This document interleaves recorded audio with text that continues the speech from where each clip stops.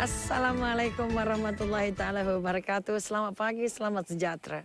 Bertemu lagi kita dalam siri motivasi pagi hari ini bersama Dr. Ruby Hamzah untuk membincangkan satu tajuk yang juga menarik, nikmatnya senyuman. Bercakap tentang senyuman, semua orang merasakan bahawa semua orang mahu dapat senyuman. Sebab itu para sastrawan ataupun orang-orang pencipta alam menggambarkan senyuman itu seperti satu jambakan bunga yang dihadiahkan dari hati seorang kekasih kepada kekasihnya. Bunga ini mewangi sampai ke hati. Bunga ini mewangi bukan sekadar cantik dan indahnya, tapi dirasakan nikmatnya. Begitu besar peranan senyuman yang dilemparkan, senyuman yang dihadiahkan, senyuman yang diukirkan. Kalau dikatakan senyuman terbaik adalah senyuman Mona Lisa katanya. Kita membangun senyuman ini atas izin Allah karena junjungan kita berpesan. Senyuman itu adalah sebahagian dari sedekah. Bersenyum dengan saudara mara, ibu dan ayah adalah senyuman untuk melayakkan kita masuk ke syurga. Menatap wajah ibu dan ayah juga petanda kita adalah anak-anak soleh-soleha yang layak mendapat balasan syurga. Oleh itu mari kita siamak diri masing-masing. Apa dia kekuatan yang terdapat dalam senyuman. Senyuman itu adalah perawat semua duka lara. Senyuman itu adalah sebahagian dari puncak keceriaan. Satu degree kebahagiaan, kegembiraan yang paling tinggi. Titik maksimum sebuah kebahagiaan. Maka ini yang kita harapkan. Karena hari ini dengan segala hal yang ada di sekitar. Dengan apa yang ada di fikiran dan apa yang diimpikan. Ada kalanya membuat kita hingga lupa senyum. Hingga merasakan senyum tidak perlu. Hingga merasakan senyum itu tidak menyumbang apa-apa. Sedangkan sumbangan senyuman sangatlah penting. Kerana kamu akan ketawa.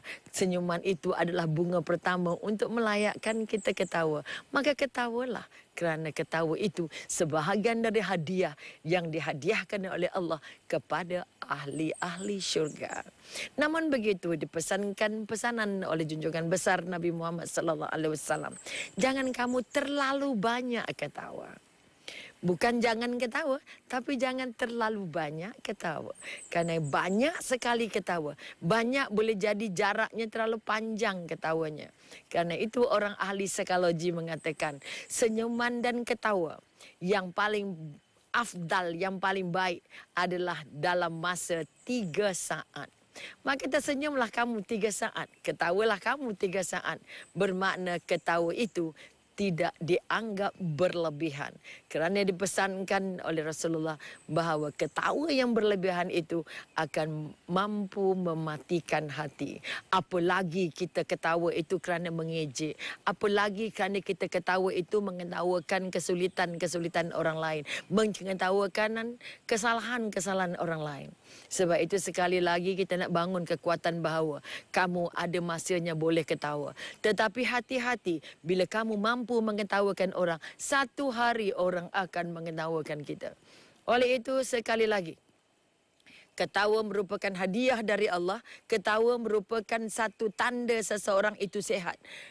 Ketawa itu merupakan, ataupun kita kata tersenyum itu menandakan kamu dalam keadaan bahagia. Kamu dalam keadaan ceria. Kamu dalam keadaan sehat mental, sehat emosi. Kadang-kala walaupun tidak sehat fizikal. Tetapi kalau kita terlantar di hospital sekalipun, bila tetamu yang datang melawat menghulurkan senyuman-senyuman doa yang paling berkat, maka kita merasakan bahawa kesembuhan sudah di ambang pintu. Kesembuhan sudah berada di hati. Kesembuhan sudah menjenguk ke pintu-pintu kesehatan. Maka dengan sebab itu, sekali lagi, jangan merasa bahawa terlalu berat untuk senyum. Jangan merasa senyum itu tidak berharga. Sebab itu ada senyum makrifat, ada senyum-senyum kambing, ada senyum apa lagi. Maka kita diberikan kekuatan. Senyumlah kamu bak matahari yang sedang terbit. Kerana senyuman itu akan menyinar hati seorang kekasih kalau dia sedang bercinta. Akan menyinari rasa cinta seorang sahabat kalau dia punya sahabat. Tapi paling penting sekali lagi, senyumlah kamu dengan dunia. Kalau kamu tidak mampu senyum dengan dunia, kamu tidak mampu untuk merawat diri. Maka senyumlah. Nanti dunia akan senyum dengan kamu. Dunia akan mendoa dan berzikir untuk kamu.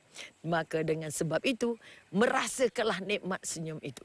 Kerana setiap penderitaan mampu dirawat oleh senyuman. Setiap kegetiran akan menjadi ringan. Andai kata ada rakan-rakan di sekitar, di keliling kita yang menghadiahkan senyuman-senyuman ikhlas dengan zikir-zikir munajat terbaiknya.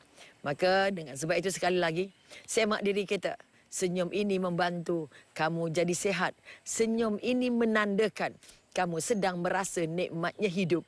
Kamu sedang merasa nikmatnya Allah. Kamu sedang merasa bahawa hidup ini sangat mahal harganya. Kalau anda tidak mampu senyum sekarang, biarpun dibalut oleh luka begitu keras, dibalut oleh sakit begitu panjang, walaupun sudah terlantar di katil, maka bawalah diri untuk senyum. Kerana kita masih dipinjamkan nyawa oleh Allah. Oleh kerana Allah memberikan hadiah senyuman kepada ahli-ahli syurga, maka wajarlah kita dari sekarang menempah tiket-tiket ke syurga itu. Menempah tiket untuk mampu senyum dan membuat orang lain senyum. Sebab itu diulang sekali lagi. Bila kamu menghulurkan senyum, seolah-olah kamu menghulurkan sejambak bunga kepada sahabat yang dicintai. Kalau kamu tersenyum, melapangkan semua hati-hati dan perasaan yang sempit. Jika kamu tersenyum, bahawa minda kamu akan terbuka untuk mencari perusahaan, untuk mencari ikhtiar, untuk mencari jalan-jalan bagaimana untuk membaiki, bagaimana untuk meningkatkan kekuatan, untuk terus merasakan nikmatnya hidup di dunia itu, di dunia ini. Oleh itu sekali lagi, wahai ibu dan ayah, bangunlah di wajah anak dengan senyuman, hidangkan makanan dengan senyuman, dan lambailah anak untuk mengucapkan selamat berangkat, selamat jalan dengan senyuman. Mudah-mudahan senyuman itu menjadi bekal terbaik, motivasi terbaik untuk jiwa. Dan akhirnya kita diberikan hadiah senyuman seumur hidup kerana merasa nikmatnya bahagia. Sampai di sini dulu. Kita berpisah buat sementara. Jumpa lagi selepas ini. Jangan ke mana-mana. Senyumlah sekarang. Mari kita bersama menyambung perbualan kita, nikmatnya senyum. Kalau kita masih hidup, senyumlah kerana ada ramai yang sudah berangkat. Andai kata kita boleh makan, senyumlah kerana ramai pesakit yang tidak boleh makan. Andai kata anda masih boleh melihat, menatap wajahnya alam, ramai sekali orang yang sudah tidak mampu menatap wajah alam ini. Maka sekali lagi, tidak ada sebab untuk kita tidak mampu mengukir senyum. Sekurang-kurangnya untuk diri sendiri. Sebab itu orang yang banyak mengukir senyum, wajahnya lambat tua katanya. Kalau orang yang sudah senang dengan senyum. Sebab itu orang Arab mengatakan, orang yang paling baik hatinya, orang yang paling ceria jiwanya adalah orang yang paling mudah mengukir senyum. Sebab itu sekali lagi, saya mohon semua para penonton yang dicintai Allah, belajarlah untuk senyum. Andai kata anda mahu meniti saat-saat sehat yang lebih baik. Kerana kekuatan yang ada dalam senyuman. Pertama, senyuman menggambarkan kamu adalah orang yang berjaya mengawal diri, mengawal emosi dan mengawal kehidupan. Kedua, orang yang senang senyum, orang yang dijangkakan lambat dapat penyakit. Kerana orang yang sentiasa senyum ini selalu bersyukur dengan Tuhannya. Orang yang sentiasa senyum ini selalu damai melalui cabaran-cabaran dari Allah. Maka katanya, orang yang selalu diserang stres negatif akan cepat selalu mudah diserang sakit. Maka sekali lagi, senyum itu bukan saja penawar, senyum itu bukan sahaja internal jogging, kita kata, joggingnya jiwa. Maka senyum sekali lagi adalah sebahagian daripada perawat untuk segala penyakit yang tersimpan di hati, penyuci emosi yang terbalut dengan rasa-rasa iri dan dengki hati. Oleh itu, kalau kita sudah punya baju cantik, apa guna berbaju cantik kalau tidak dengan budinya? Apa guna kita membuat kebaikan-kebaikan, membuat ibadah begitu banyak, tapi kita tidak mampu membekalkan senyuman kepada orang di sekitar kita. Andai kata anda seorang majikan, bagaimanapun stresnya tugasan, tolong lemparkan, tolong berikan secara ikhlas senyuman yang benar-benar dari hati, karena senyuman yang diberi dari bibir tidak akan mampu dirasakan oleh orang yang menerimanya. Tanda kamu orang yang benar-benar sihat, tanda kamu orang yang benar-benar berbudi dan bersopan santun dilihat dari senyuman. Sebab itu dikatakan pesanan iklan, kurangkan gula dalam minuman, tapi tambahkan manisnya dalam senyuman. Mengapa ini sangat penting? Senyuman melebar luaskan kesulitan-kesulitan yang dihadapi, meringankan bebanan-bebanan yang sedang ditanggung, dan akhirnya menjadi sebahagian dari pendorong untuk kita merasa bahawa junjungan itu adalah contoh terbaik yang paling banyak memberi senyuman. Kerana itu, kamu tidak mampu mengawal manusia hanya dengan kuasa, tetapi kamu juga tidak mampu menjinakkan hati-hati yang keras dengan segala hukuman. Tetapi kamu mampu mengajak semua orang untuk bersama denganmu hanya menggunakan modal senyuman. Oleh itu sedari bahawa senyuman sangat besar kesannya. Senyuman memberi ibarat yang paling cantik. Sebab itu dikatakan mentari yang sedang terbit merupakan senyuman seorang puteri. Maka banyak dia kaitkan senyuman-senyuman. Sehingga pepatah Cina ada mengatakan, andai kata kamu tak mampu untuk menjual senyuman kamu kepada sahabat dan kerabat, kamu tidak layak untuk berniaga apa-apa. Maka dalam perniagaan sahaja kita diminta untuk senyum. Hinggakan agama mengangkat senyuman itu adalah sedekah. Senyuman itu adalah kebajikan. Senyuman itu adalah kemurahan. Junjungan besar menjadi seorang saudagar yang paling berjaya. Seorang ahli perniagaan yang paling berjaya. Tanpa mengikut mana-mana kursus sarjana ataupun PhD dalam bidang perniagaan. Modal pertamanya adalah menjual senyuman kepada semua pelanggannya. Melayan pelanggannya dengan penuh senyuman. Kerana senyuman yang terukir menggambarkan keikhlasan. Senyuman yang dipancarkan sebagai senjata merupakan orang itu tabah orangnya, kuat dan jitu sifatnya. Dan akhir sekali dia kelihatan seorang yang sangat prihatin selain cantik dan kacak wajahnya. Maka air muka dikatakan sebahagian dari modal utama. Orang yang tidak mampu membaiki dirinya dimula dengan tidak mampu menjual senyuman. Mari kita semak bersama. Okay? Sebab itu kebanyakan ulama mengatakan, Ibnu Katsir mengatakan, senyuman itu memberikan kamu hadiah untuk merasa manisnya hidup. Maka satu dari pertanda bahawa seorang itu mensyukuri nikmat kehidupan adalah dapat dinilai daripada banyak mana senyuman diukirkan. Seikhlas mana senyuman dilemparkan. Kita tidak mahu senyum kamera. Kita mahu senyum yang paling ikhlas. Apa tanda senyum yang paling ikhlas? Senyum yang tidak minta apa-apa. Senyum yang dirasakan oleh orang yang menerimanya. Senyum yang mampu merawat hati dan perasaan. Senyum yang membuat sahabat jadi lebih erat. Senyum membuat musuh jadi sahabat. Saudara jadi kekasih. Ini kekuatan yang kita nak angkat. Maka dengan sebab itu, jangan sekadar senyum pada saat-saat kita gembira. Tapi senyumlah kamu bila diuji dengan rasa kecewa. Bila diuji kamu dengan penderitaan. Kerana senyuman itu akan mampu meringankan tekanan dan bebanan yang sedang kita tanggung selama ini. Maka salah satu pintu masuk untuk masuk ke syurga di dunia, belajarlah memberi dan menerima senyuman yang benar-benar ikhlas. Kerana kita boleh mentafsirkan senyuman yang ikhlas, senyuman yang sekadar di bibir tidak di hati, mampu dirasakan. Sebab itu belajarlah menjual senyum sebelum menjual apa-apa ilmu yang kamu ada, sebelum menjual barang-barang yang kamu miliki. Kerana senyuman modal pertama untuk semua perniagaan dan pengurusan di dunia ini. Maka sampai di sini dulu. Terima kasih. Kita berehat sebentar dan jumpa lagi selepas ini.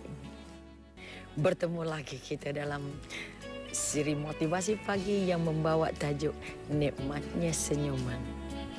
Cuba senyum dengan saya sekarang sebagai tanda Anda berbahagia mengikuti program ini. Apa akibat orang-orang yang tidak mudah senyum? Pertama, orang yang tidak pernah senyum. Orang yang sulit senyum. Orang yang punya hati yang sangat keras. Orang yang sulit senyum, dia melalui kehidupan yang serba sulit. Oleh itu, wahai ibu dan ayah, jika anak-anak dididik dengan kasar, bila anak-anak dididik dengan herdik lebih banyak dari pujian, bila anak-anak disentuh dengan kemarahan daripada kecintaan, maka akan terbangunlah satu rupa wajah yang benar-benar sulit untuk senyum. Maka sekali lagi, kemahiran mendapatkan kemahiran mudah senyum ini adalah melalui latihan-latihan. Andai kata kita ditemukan pengalaman peribadi sebagai seorang jurulatih atau sebagai trainer, kita dapat mengesan mereka-mereka yang sulit atau sukar senyum adalah mereka yang melalui pendidikan awal yang sangat perit, yang sangat keras, yang sangat garang dan paling sikit dapat pujian.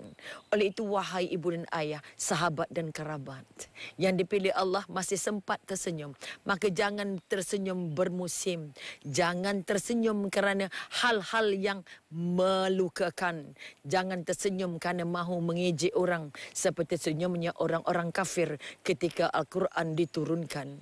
Tetapi senyumlah kamu sebagai orang syurga, ahli-ahli syurga yang sudah dijanjikan kenikmatan yang tidak putus-putus. Maka dengan sebab itu, sekali lagi, orang yang tidak mudah senyum, orang yang sukar untuk senyum, pertama, wajahnya keras, hatinya keras, percakapannya keras, dan akan keras tindakannya dengan orang lain. Maka untuk membangun satu jiwa yang lembut, kerana lembut itu terpapar dari sikap mudahnya senyum. Sikap yang lembut, hati yang baik, hati yang tulus, hati yang ikhlas dipaparkan dari senyuman sebelum dipaparkan dari perkataan, dari tindakan. Sebab itu orang yang senyum selalunya tindakannya lembut. Orang yang senang senyum, nikmat senyum dibekalkan, dia dapat menyelesaikan banyak masalah yang tidak dapat diselesaikan oleh orang lain secara lebih mudah. Sebab itu jangan menyangka kuasa dapat mengubah segala-galanya. Sebab itu Nabi diangkat sebagai seorang pemimpin yang paling disayangi. Bukan kerana kuat kuasanya, bukan kerana banyak pengawal-pengawal dan orang-orang yang merekod kejenayahnya, tetapi kerana junjungan besar, mendidik menggunakan senyuman, mendidik menggunakan kelembutan, mendidik menggunakan hati, mendidik untuk membuat orang dekat dengannya. Andai kamu kata kamu sulit untuk senyum, kamu sulit untuk melembutkan hatimu sendiri, kamu sulit untuk melembutkan hati orang di sekitar kamu, apalagi anak-anak kamu, maka sekali lagi, jangan memerintah pakai air muka yang dulunya dipaparkan oleh Hitler. Bangunkan bahawa kita sudah punya Rasulullah yang memaparkan wajah 99% senyuman daripada muka masam, muka keras. Maka semak balik. Kalau kamu ingin jadi dermawan, maka dermakan senyuman dulu. Kalau kamu punya banyak harta, jangan bangga dengan hartamu. Ada orang sulit untuk senyum kerana mengawal harta supaya tidak diminta-minta. Jangan begitu. Maka sekali lagi, kekuatan apa yang kita dapat di sebalik senyuman? Pertama, latih diri untuk tidak keras hati. Latih diri untuk banyak memberi. Andai kata kamu tidak mampu mensedekahkan senyum kamu, kamu adalah orang paling kedekut dan paling bahir dan tempatnya adalah di neraka. Maka untuk melatih diri jadi dermawan, ibu dan ayah, guru-guru, didiklah, tampaikan ilmu, sampaikan pendidikan, sampaikan pesanan, sampaikan teguran dengan nada yang lembut, dengan wajah yang ceria dan dengan hati yang benar-benar ikhlas. Kerana senyum yang paling mahal, senyum yang paling penting, senyum yang paling makrifat dikatakan, senyum yang paling membuat orang terpesona adalah senyuman yang diukir berasaskan hati yang ikhlas, berdasarkan perasaan yang benar-benar tulus dan terungkap dengan kekuatan minda yang benar-benar positif. Andai kata bajunya sudah cantik, rumahnya sudah mewah, keretanya juga mewah, tetapi bila pemiliknya sulit untuk senyum, ini bermakna dia terbeban dan jadi tawanan kepada kemewahan yang dibekalkan oleh Allah. Oleh itu, biar kita kadangkala miskin sedikit hartanya, tetapi mewah senyumannya, mewah ketawanya, sehingga setiap saat kehidupannya seperti berada di taman-taman bunga yang indah, di tempat-tempat yang benar-benar membahagiakan. Maka jika kita tidak pernah melihat semut menangis, kita tidak pernah melihat burung-burung berhenti menyanyi, kita tidak pernah melihat air berhenti mengalir, kita tidak pernah melihat angin berputar secara tidak keras, yang katanya angin sepoi-sepoi bahasa. Biarpun ada ribut di dalam angin, tetapi kita yakin dan percaya hembusan angin sepoi-sepoi bahasa adalah bertujuan untuk merawat hati orang-orang yang luka, yang sulit untuk senyum, supaya mampu mengukir ketawa yang ikhlas. Oleh sebab itu, sekali lagi, jangan jadi orang yang paling kedekut kerana dekut senyumnya. Jangan jadi orang yang paling keras kerana sulit memberikan senyuman. Oleh sebab itu, sekali lagi, senyum itu sedekah. Senyum itu pegangannya Rasulullah, sahsiahnya Rasulullah. Senyum itu pribadi orang-orang berjaya, pribadi orang-orang yang banyak ilmu. Oleh itu, bangunkan ilmunya tadi dengan memberikan senyuman ke serata alam. Senyumlah kamu menatap matahari yang tidak pernah berhenti memberi. Senyumlah kamu melihat bulan purnama yang pasti akan datang mengikut gilirannya. Biarpun tidak ada yang menghargai, namun tetap akan memberi dengan penuh kelembutan. Maka andai kata Anda rasa sakit, tataplah ke wajah bulan purnama. Anda akan merasa kelembutannya. Tataplah, rasa nikmatilah hembusan angin-angin sepoi-sepoi bahasa, ombak-ombak yang berlari-lari anak di laut. Karena itu akan mendorong kita menjadi lembut, menjadi bahagia, menjadi ceria. Maka sekali lagi, jangan kedekut, jangan bakhil, jangan berkira untuk senyum. Karena senyum itu perawat segala sakit jiwa yang dihadiahkan oleh Allah. Maka sampai di sini dulu. Terima kasih banyak atas perhatian dan didoakan supaya Anda adalah orang yang paling pemurah dengan senyuman dan jauh dari segala penyakit. Itulah janji seorang orang bahagia. Dan untuk meneruskan rasa bahagia ini, mari kita bersama melayari Facebook Motivasi Pagi 2012 dan like. Oke. Assalamualaikum warahmatullahi taala wabarakatuh.